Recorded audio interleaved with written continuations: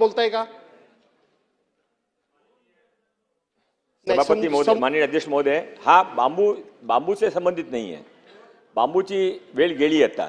हा युनिव्हर्सिटीची वेळ आहे. स्किल युनिव्हर्सिटी, त्यामध्ये त्यांच्या बांबू एक सब्जेक्ट आहे. त्याशिवाय नॅचरल प्रोडक्ट ते लातूरचे आहे, ते पण आहे. मी वाचून दाखवू का? मी आपला पाठवतो, डिटेल पाठवतो.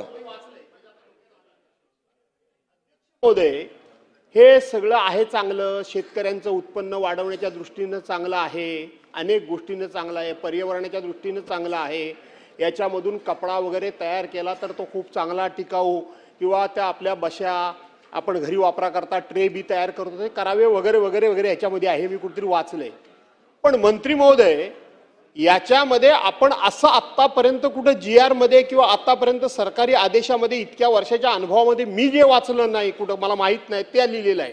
काय लिहिलंय की ह्याचे जे टिश्यू आहेत, टिश्यू, हे टिश्यू लातूरमधून, पुण्यामधून आणि तिसरी एक कुठेतरी नर्सरी आहे तिथूनच घ्यावे.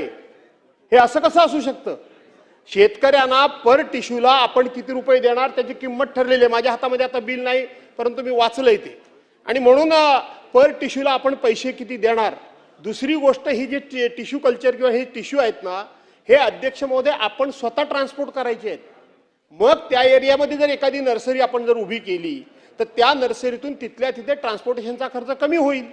पण हे लातूरमधूनच घेऊन जावं, पुण्यामधूनच घेऊन जावं, अशा प्रकारचा तुमचा सरकारी आदेश आहे का? आहेच, तसाच आहे तो. मी ते बोलले बांबूचं बोलले नाही. ऐका ना, माझं चुकत असलं मी मागे घेतो प्रश्न. मी काय प्रेस्टीज करत नाहीये. माझं एवढंच म्हणणं आहे की त्या भागामध्ये नर्सरी उभी करा आणि त्या भागातल्या शेतकऱ्यांना त्या नर्सऱ्या म्हणजे बांबू घेऊन जाऊ दे. एक, आणि बांबूच्या बाबतीत जर आपण म्हणत असाल तर कोकणामध्ये नैसर्गिक गवत प्रचंड वाढतं. आपण जर टिश्यू दिले तर त्याची उंची एवढीच असते. वणव्यामध्ये वगैरे ते कोकणामध्ये चालत नाही, असा एक अनुभव आलाय. आणि म्हणून कमीत कमी 1-1.5 वर्षाचा टिश्यू जो ॲग्रिकल्चर आपला बांबू काठी असते ती देण्याची सुद्धा परवानगी द्याव्या. एवढ्या दोनच गोष्टी माझ्या आहेत. ह्याच्याशी संबंधित नसेल तरी सुद्धा मंत्री म्हणून हा विषय माझा डोक्यात घ्यावा अशी माझी विनंती आहे.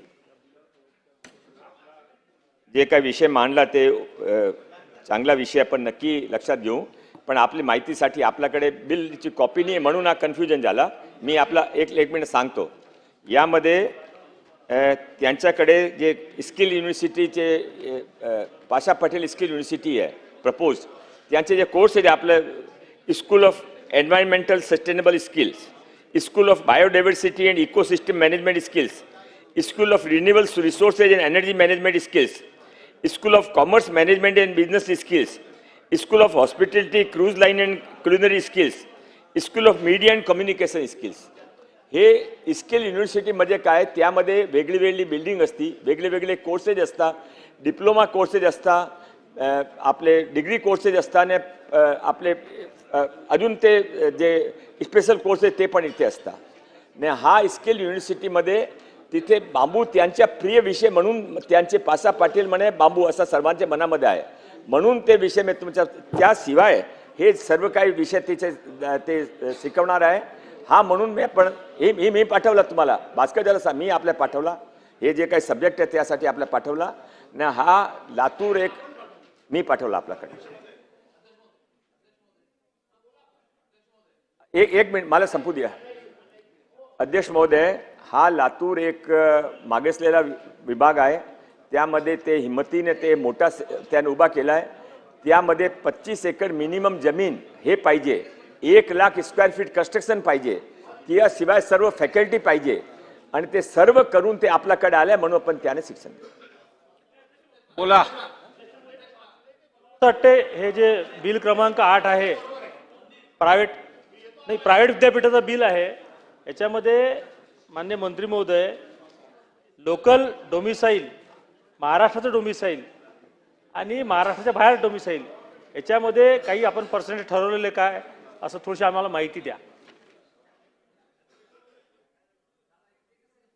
सावरकर साहेब, आपण सर्वांनी आवडता विषय मांडला. आता एक 5 मिनिटापूर्वी मी जे काही एक उद्योगामध्ये स्थानिकांना रोजगार देण्याबाबत शासनाचं धोरण असा इथे प्रतिवेदन पेश केला होता. आपला मुद्दा फार महत्त्वाचा आहे.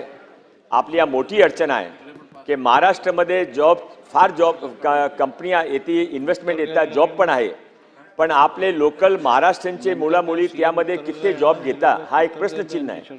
मला आपला जे प्रश्न आहे ते आपण अतिशय महत्त्वपूर्ण प्रश्न समजून आता आपण ते प्रायव्हेट युनिव्हर्सिटी ॲक्टमध्ये अमेंडमेंट करत आहे.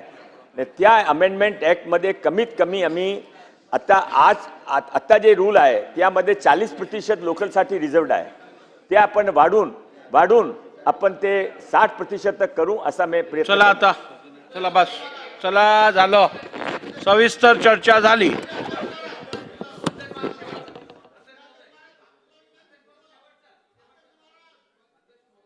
अध्यक्ष महोदय, माननीय भास्करराव जाधवांनी जो विषय या ठिकाणी मांडला, कदाचित काहीतरी गैरसमज त्यांचा झालेला आहे.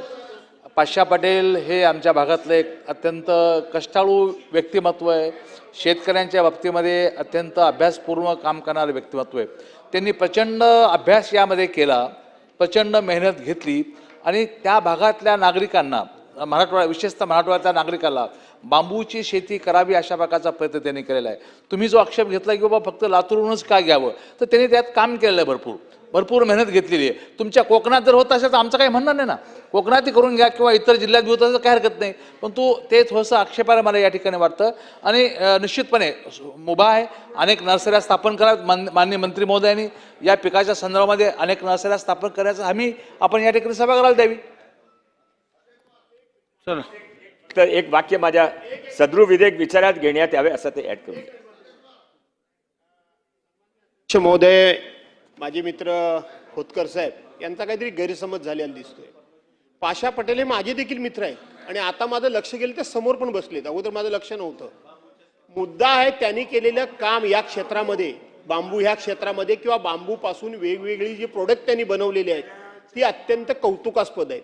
मी आपल्याच ह्या आवारामध्ये गेल्या अधिवेशनमध्ये त्यांनी ते सगळं साहित्य आणलं होतं, तिथं मी स्वतःहून गेलो होतो. आत्ता ते कोकणामध्ये एका परिषदेकरता गेले होते, मला ते भेटायला गेले. प्रश्न तो नाही आहे की अशी कोकणामध्ये हे टिश्यू कल्चर एवढे चालत नाही एक, आणि म्हणून वाहतुकीचं काय, पाशा पटेलांच्या युनिव्हर्सिटीमधून घेतलं म्हणून माझा ऑब्जेक्शन नाही. युनिव्हर्सिटी 2च दिल्यात, एक नांदेड आणि एक लातूर, आणि मग कोकणातल्या माणसाला हे ट्रान्सपोर्टेशनला कसं परवडेल म्हणून एखादी युनिव्हर्सिटी किंवा एखादी नर्सरी आपण कोकणात उभी करणार का, एवढी. पाशा पटेलांच्या कामाबद्दल आमचं काही ऑब्जेक्शन नाही. ठीक आहे, चला आता पुढे. चला मंत्री महोदय, विधेयक विचारात घेणे.